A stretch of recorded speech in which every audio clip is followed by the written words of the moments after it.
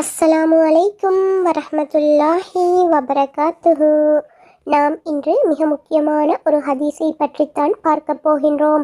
Abu Hurairah ரலியல்லாஹு அன்ஹு அவர்கள் அறிவிக்கின்றார்கள், மனிதர்களின் ஒவ்வொரு மூட்டுக்கும் சூரியன் உதயமாகும் ஒவ்வொரு நாளும் அதற்கு தர்மம் செய்தல் வேண்டும்.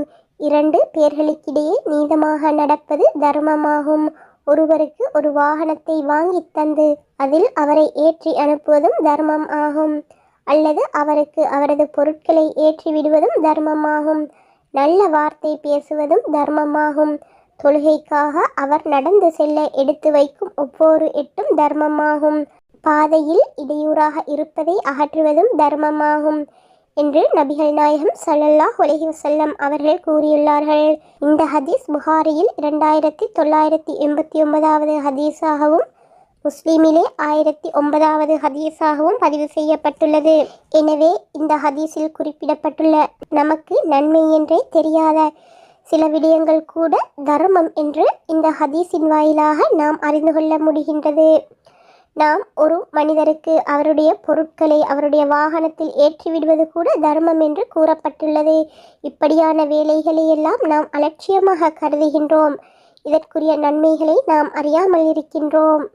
அதே போன்று பாதையில் நாம் நடந்து செல்லும் பொழுது பாதையில் எங்களுக்கோ அல்லது பாதையில் நடந்து செல்லும் ஏனைய மக்களுக்கோ இடையூறாக இருக்கும் பொருட்களை நாம் அந்த பாதையை விட்டு அகற்றி விடுவதும் தர்மம் என்று கூறப்பட்டுள்ளது. எனவே நாம் இவ்வாறான வேலைகளை அலட்சியமாக கருதக்கூடாது, கேவலமாக கருதக்கூடாது.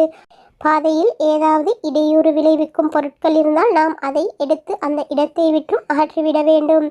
இவ்வாறு நாம் மனிதர்களுக்கு என்னென்ன விடயங்கள் நன்மை பயக்கக்கூடியதாக இருக்கின்றதோ, எங்களால் அடுத்தவர்களுக்கு என்னென்ன உதவிகள் செய்ய முடியுமோ அவ்வாறான உதவிகளை செய்வதும் எங்களுக்கு நன்மைகளை கொண்டு வந்து சேர்க்கக்கூடியதாக இருக்கின்றது.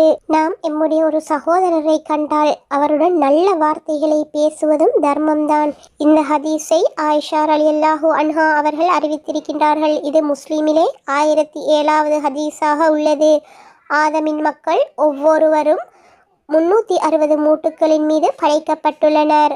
ஒருவர் அல்லாஹு அக்பர் எனவும் அல்ஹம்துலில்லா எனவும் லா இலாஹ இல்லல்லாஹ் எனவும் சுபஹானல்லா எனவும் அஸ்தக்ஃபிருல்லா எனவும் கூறினாலும், மனிதர்கள் நடக்கும் பாதையிலுள்ள கல்லையும் அல்லது மனிதர்கள் நடக்கும் பாதையிலிருந்து முள்ளையும் எலும்பையும் எடுத்து போட்டாலும் அல்லது நல்லதை ஏவி தீயதை தடுத்தாலும் இப்படியாக 360 நன்மைகளை செய்தால் அன்று அவர் நரகை விட்டு தன்னை நீக்கிக் கொண்டவராக நடப்பவராகின்றார் என்று நபிகள் நாயகம் ஸல்லல்லாஹு அலைஹி வஸல்லம் அவர்கள் கூறினார்கள். எனவே இவ்வாறான விடயங்களை இது சிறிய விடயம்தானே என்று நாம் அலட்சியமாக இருந்துவிடக்கூடாது.